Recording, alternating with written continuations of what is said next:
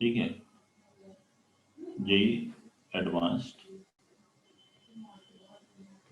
2020 दो पेपर होते हैं जेई एडवांस में, पेपर 1 पेपर 2। हर साल आप देखें तो थोड़ा बहुत चेंज हो जाता है, मार्क्स फिक्स नहीं होते हैं जेई एडवांस के पेपर्स के, जबकि जेई मेंस के पेपर के मार्क्स लगभग फिक्स रहते हैं, पहले से ही पता रहता है। लास्ट ईयर तक जेई मेंस में 30 क्वेश्चंस हर साल आते थे, और इस साल की बात करें तो एनटीए ने पहले से ही चेंज कर दिए थे और पता था कि 25 क्वेश्चंस आएंगे। सिंगल करेक्ट में था कि 20 होंगे और इंटीजर में 5। जेई मेंस का जो पैटर्न है उसमें 25 क्वेश्चंस आते हैं, 3 आवर्स का एक पेपर होता है केवल इसमें, लेकिन दो पेपर होते हैं 3 आवर्स के। नंबर ऑफ क्वेश्चंस भी पहले से नहीं मालूम होते हैं कितने होंगे। ये पेपर, फर्स्ट पेपर था 9 से 12 और सेकेंड था 2:30 से 5:30 तक। इन दोनों में ही इस साल जो आए थे 3 सेक्शंस थे, 3 सेक्शंस ईच थे। दोनों पेपर्स की मार्किंग सेम हो हर साल ऐसा कोई जरूरी नहीं है, लेकिन इस बार दोनों ही पेपर में 18 क्वेश्चंस थे, एवरी सेक्शंस में 6 क्वेश्चन थे और दोनों के ही मार्क्स इक्वल थे 66। मतलब मैथ्स के पेपर की मैं बात कर रहा हूँ अभी यहाँ, केवल मैथ्स की मार्किंग। ठीक है, मैथ्स में 66, फिजिक्स में 66 मार्क्स का, केमिस्ट्री 66 मार्क्स का, मतलब टोटल अगर कैलकुलेट करोगे तो 192 का 8 आ जाएगा। लेकिन वैसे केवल मैं अपने मैथ्स के सेक्शन की बात कर रहा हूँ, तो 3 सेक्शंस हैं, ऐसे ही फिजिक्स में आया हुआ ऐसे केमिस्ट्री में, और हर एक सेक्शन में 6 क्वेश्चन थे। पेपर 1 में सेक्शन 1 में 6 क्वेश्चंस जो आए थे वो सभी सिंगल करेक्ट थे,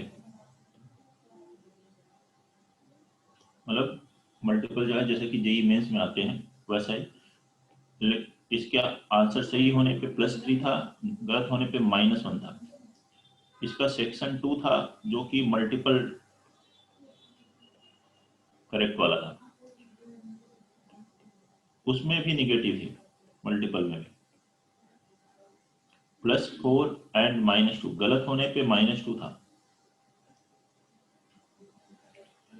लेकिन इसमें पार्शियल मार्किंग भी थी।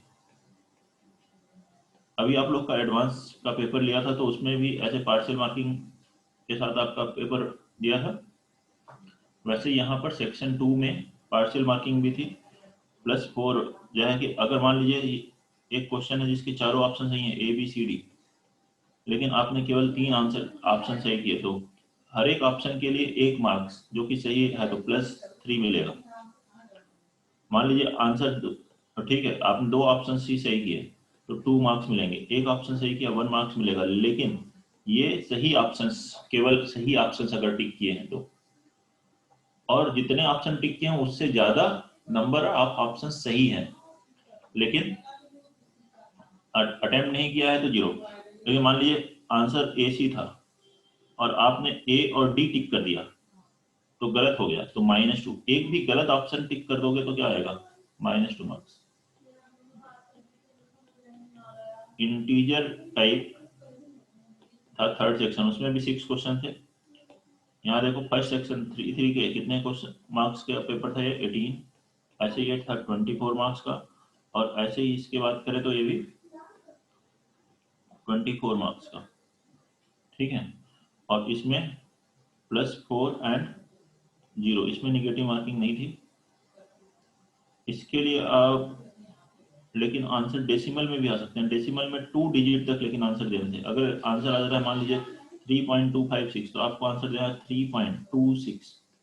5 से अगर ये डिजिट ज्यादा है तो आप उसको 2 डेसिमल पॉइंट तक आपको आंसर बताना था।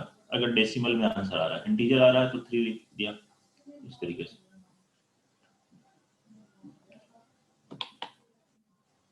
ठीक है, तो ये हम लोग डिस्कस कर रहे हैं जेई एडवांस के पेपर का टाइप, किस टाइप का पेपर आया था, क्योंकि मेन गोल वही है तो हम लोग पहले इसको भी ध्यान रखते रहें और आगे पढ़ते रहेंगे। अब पेपर 2 में भी 3 सेक्शन आए थे। सेक्शन 1, लेकिन इसमें देखेंगे तो 12 इंटीजर्स क्वेश्चन आए थे और 6 मल्टीपल आए थे। और 2 सेक्शन इंटीजर के थे। पहला सेक्शन भी था सेक्शन 1 इंटीजर का, लेकिन इसमें इंटीजर किस तरह का था?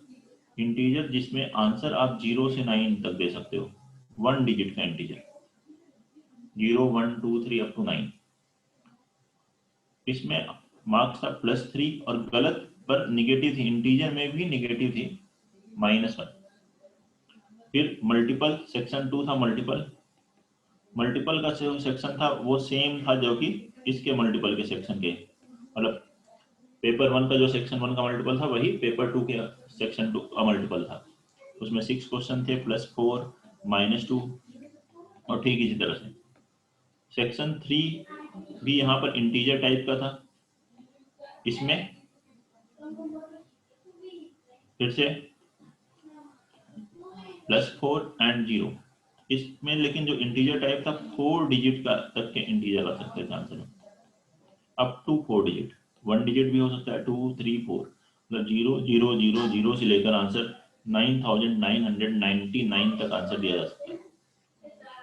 ठीक है, तो ये पेपर का टाइप आया था। और इसमें एक बात देखें, लास्ट ईयर का पेपर देखें या उसके पहले के साल के पेपर देखें, तो हर साल ही ये देखने में आ रहा था कि कॉम्प्रिहेंशन टाइप का पैराग्राफ वाले क्वेश्चंस हर साल आते थे, कॉम्प्रिहेंशन टाइप, लेकिन वो इस साल नहीं आया। मैट्रिक्स मैच भी लगभग हर साल आ रहा था, वो इस साल नहीं आया। इस साल केवल 3 टाइप थे, सिंगल, ठीक है, ऑप्शंस वाले थे, मल्टीपल ऑप्शंस करेक्ट हो ऐसे थे, और इंटीजर टाइप थे।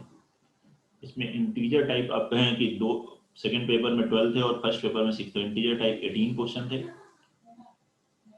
मल्टीपल टाइप 12 थे और सिंगल ऑप्शंस वाले केवल 6 क्वेश्चन थे। तो अब बात करते हैं अपने 11th के जो टॉपिक हम पढ़ चुके हैं उनसे क्या क्वेश्चंस आए थे।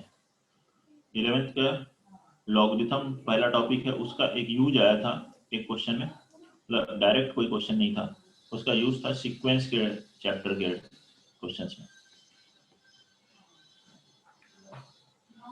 सीक्वेंस से 2 क्वेश्चन आए थे, दोनों ही इंटीजर टाइप थे, 8 मार्क्स से, 4 मार्क्स वाले थे, 8। ट्रिग्नोमेट्री का बीच में यूज, ट्रिग्नोमेट्रिक रेशियो जो पहला टॉपिक है, कंपाउंड एंगल, उसका यूज रहा क्वेश्चंस में, लेकिन डायरेक्ट क्वेश्चंस नहीं था। फिर नेक्स्ट थी क्वाड्रेटिक इक्वेशन, हमने पढ़ी थी। अब क्वाड्रेटिक इक्वेशन से एक क्वेश्चन था, वही सिंगल करेक्ट वाला, मतलब 3 मार्क्स का एक क्वेश्चन आया। क्वाड्रेटिक से सीक्वेंस से 8 मार्क्स के क्वेश्चंस थे। सॉल्यूशन ऑफ ट्रायंगल आपने पढ़ा, उससे एक क्वेश्चन था, मल्टीपल टाइप का। ठीक है, स्ट्रेट लाइन जो पढ़ रहे हैं उससे कोई डायरेक्ट क्वेश्चन नहीं था, सर्कल से था क्वेश्चन। आगे आप देखेंगे इलिप्स से था, हाइपरबोला से था, पैराबोला से क्वेश्चन नहीं था। पीएनसी से 2 क्वेश्चन आए थे।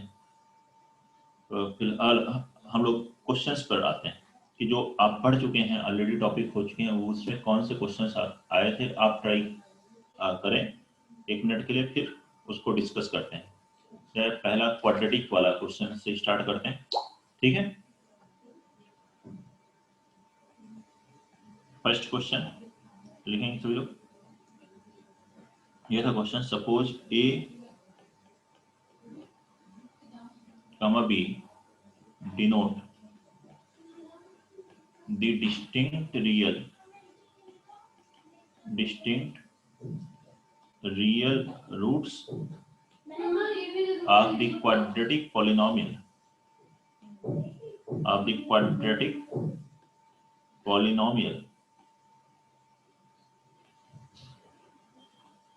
x square plus 20x minus 20 and suppose c comma d denote distinct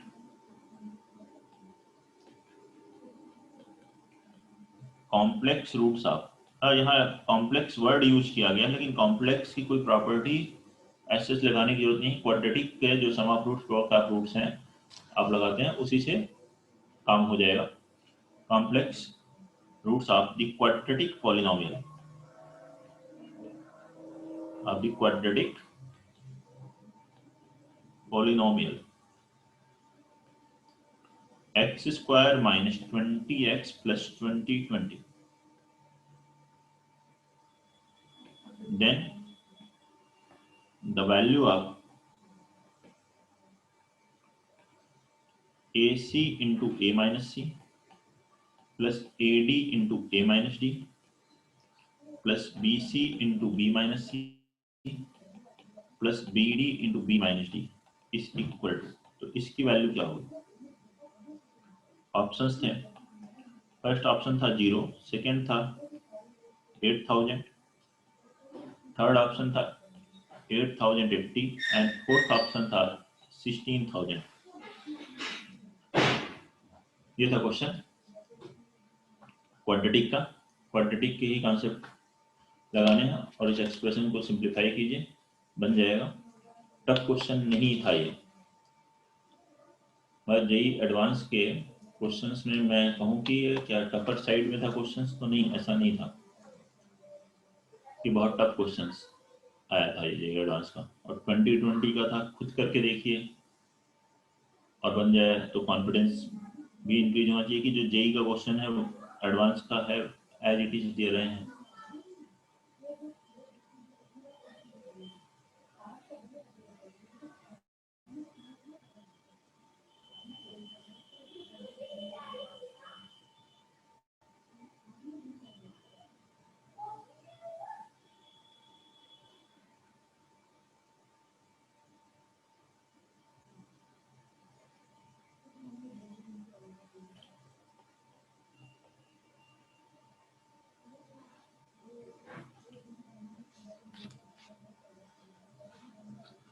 जल्दी से करना है, बहुत ज़्यादा टाइम मत लीजिए, फटाफट भाई और आंसर आए तो बताएं।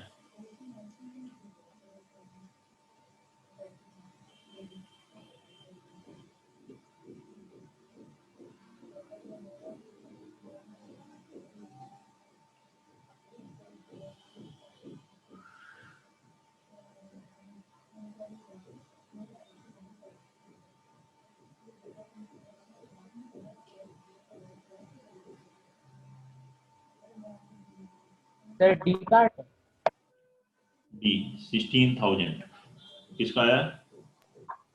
सर सोमदत्त, वेरी गुड बेटा। तो देखिए फर्स्ट क्वाड्रेटिक के रूट क्या है? ए और बी। तो सम ऑफ रूट्स हम क्या लिख सकते हैं यहाँ पे? ए प्लस बी कितना होगा? -20 और ए इंटू बी -20। ऐसे इसमें अप्लाई कर लीजिए। सी और डी इसके रूट है, तो सी प्लस डी 20 और सी डी 20। पहले ये लिख लीजिए। अब गिवन एक्सप्रेशन, क्वाड्रेटिक इक्वेशंस का काम खत्म, sum of roots product of root लिखिए। अब इस गिवन एक्सप्रेशन को देखिए कैसे सिंप्लीफाई कर सकते हैं। सिमिलर टाइप के टर्म को एक साथ रखें तो गिवन एक्सप्रेशन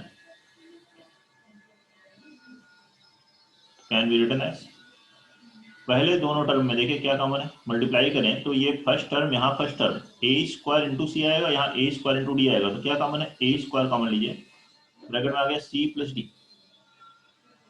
ऐसे ही जब मल्टीप्लाई करेंगे दूसरे में माइनस ए सी स्क्वायर आएगा, इधर आएगा minus A D square, minus A common लीजिए, ब्रैकेट में आएगा C square plus D square. हो गया? कोई डाउट? अब नेक्स्ट देखिए, इसी तरह से इन दोनों टर्म को देखें, थर्ड फोर्थ भी सिमिलर है जैसे फर्स्ट सेकंड है। इसमें मल्टीप्लाई करेंगे B square C plus B square D, B square common लेंगे, बी स्क्वायर इंटू सी प्लस डी। ऐसे ही दूसरे दोनों टर्म में माइनस बी कॉमन लेंगे, ब्रैकेट में आएगा C square plus D square. होगा सर? अब यहाँ sum of root C plus D की वैल्यू रखते हैं। सी प्लस डी कितना है? 20। इन दोनों में से मैं सी प्लस डी कॉमन ले लो तो यहाँ आ गया वैल्यू 20। फर्स्ट और थर्ड टर्म को देखिए, ब्रैकेट में क्या मिल जाएगा, ए स्क्वायर प्लस बी स्क्वायर। अब सेकेंड और फोर्थ को देखिए, यहाँ से माइनस कॉमन लीजिए, ब्रैकेट में ए प्लस बी इंटू सी स्क्वायर प्लस डी स्क्वायर। ए प्लस बी की वैल्यू कितनी है, -20, तो माइनस माइनस ही हो गया +20। ए प्लस बी स्क्वायर क्या लिख सकते हो, ए प्लस बी का होल स्क्वायर -2ab। ऐसे ही सी प्लस डी के होल स्क्वायर क्या लिख सकते हो, सी प्लस डी, सी स्क्वायर प्लस डी स्क्वायर को सी प्लस डी का होल स्क्वायर -2cd। अब इसमें वैल्यू रख दीजिए, ए प्लस बी स्क्वायर, ए प्लस बी कितना है, -20 का स्क्वायर 400 माइनस कितना हुआ ये 2ab, माइनस माइनस 40 ये है 22। इधर वैल्यू कितनी आएगी, +20 इंटू सी plus D square 40 square minus 2 into 40। देखिए इसमें 20 कॉमन होगा, ये 40 कैंसिल हो रहा है, सॉरी सी प्लस डी मतलब 20 का स्क्वायर 400 है, 400। यहाँ से 20 कॉमन लिए तो 400 + 400 800, कितनी वैल्यू आ गई, 16,000। यही आंसर है जो कि ऑप्शन बी था। अब आप देखिए क्या बहुत टफ क्वेश्चन आया है जेईई एडवांस में, जिन्होंने अभी तक नहीं बनाया टाइम के चलते, लेकिन आप देखें और बताएं। जो आपने क्वाड्रेटिक पढ़ी थी उतनी नॉलेज से हो जाने लायक क्वेश्चन है? Yes sir. ठीक है, ऐसा नहीं कि सभी इजी ही होंगे भाई, एडवांस का लेवल होता है, लेकिन मैं ये कह रहा हूँ कि बहुत सारे क्वेश्चन आसान भी होते हैं हर एक पेपर में। अगर आप उन क्वेश्चंस को ठीक से कर लें तो बहुत ही आराम से सिलेक्शन हो सकता है।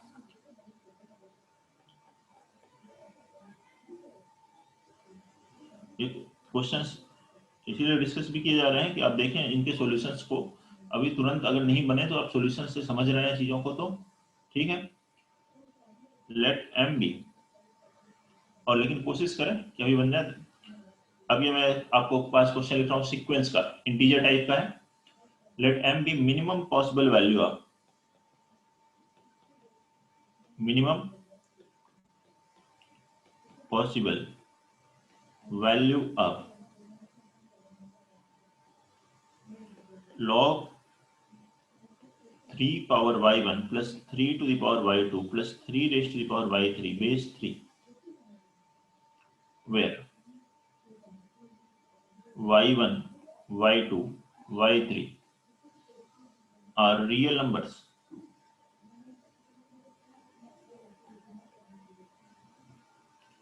for which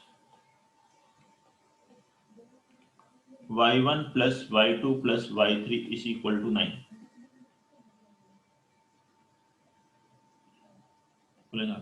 Let capital M be maximum possible value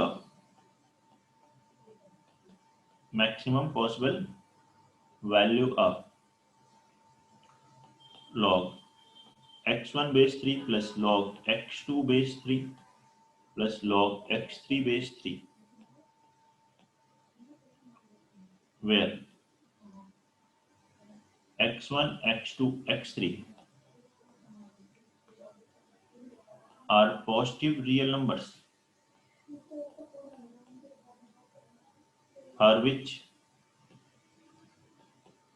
x1 plus x2 plus x3 is equal to 9. Then find log m cube base 2 plus log m square base 3, इसकी वैल्यू कैलकुलेट कर। यह था question, let m be minimum possible value of, यही मैंने आपको बोला था ना, सीक्वेंस में एक लॉगरिथम का थोड़ा सा यूज दिख रहा है, बहुत ज्यादा अभी नहीं है। Basic properties, where y1, y2, y3 are real numbers for which y1 plus y2 plus y3 is equal to 9. Let m be maximum possible value of log x1 plus log x2 plus log x3 base 3 है सभी का, where x1 x2 x3 are positive real number for which sum इसका दिया है 9, then find this value. Calculate करेंगे जल्दी से इसे. अगेन आसान क्वेश्चन है सीक्वेंस का, एम जीएम प्रॉपर्टीज पर बेस्ड.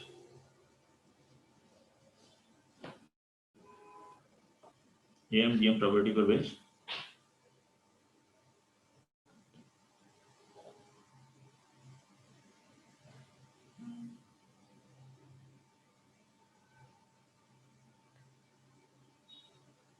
Sir, 8.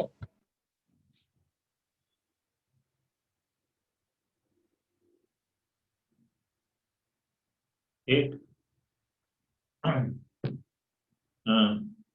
इसका आंसर 8. हाँ सही बताया सोम. Yes. बहुत बढ़िया, 8 है आंसर.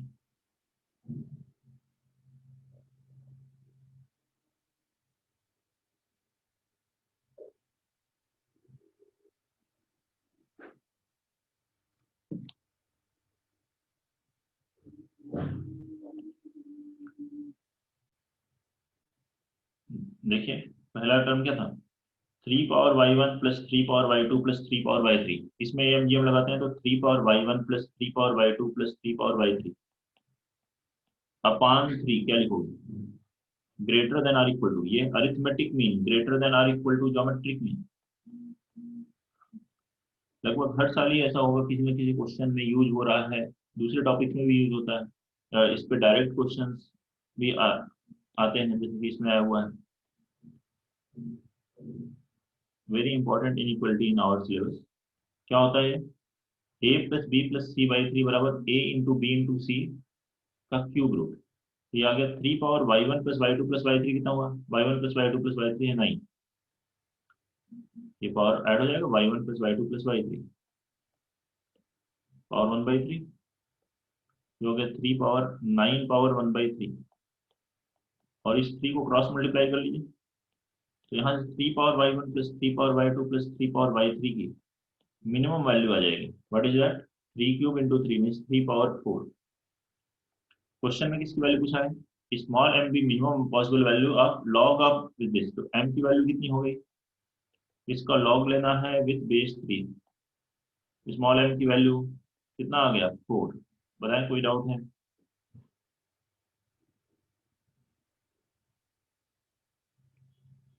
अब कैपिटल एम की बात करें, कैपिटल एम में क्या कहा गया, कैपिटल एम है log x1 plus log x2 plus log x3.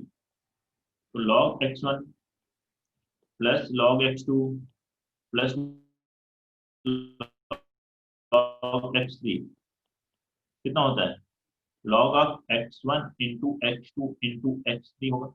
Base कितना दिया हुआ था, बेस था 3, बेस 3 लिख लिया आपने. और क्या लिखा है, x1 plus x2 plus x3 is equal to 9. x1 plus x2 plus x3 is equal to 9. और अगेन यहाँ देखिए, एक प्रोडक्ट एक सम, प्रोडक्ट की मैक्सिमम वैल्यू चाहिए, सम दिया हुआ है, तो again AM greater than equal to GM लगाइए, या GM less than equal to AM लगाइए. क्या लिखेंगे, x1 plus x2 plus x3 upon 3 greater than equal to x1 x2 x3 raised to the power 1/3. ये कितना दिया है, 9 अपान 3, वैल्यू कितनी हो गई, 3. तो x1 x2 x3 कितना आया, 3 पावर 3. और इसी की जो मैक्सिमम वैल्यू है देखिए, x1 x2 x3 less than equal to, तो ये मैक्सिमम कितना हो गया, 3 क्यूब. ये यहाँ रख दीजिए, तो इस लॉग की मैक्सिमम वैल्यू आ जाएगी, दैट इज कैपिटल एम. तो कैपिटल एम है लॉग बेस 3 क्यूब. ये 3 आ गया है, कैपिटल एम की वैल्यू 3. तो स्मॉल एम हो गया है 4 और कैपिटल एम है 3. Question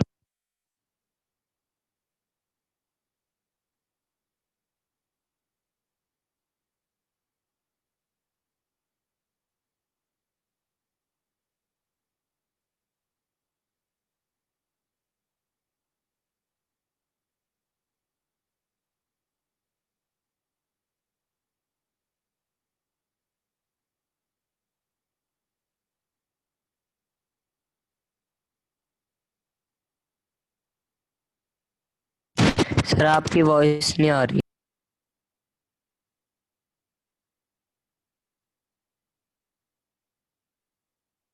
sir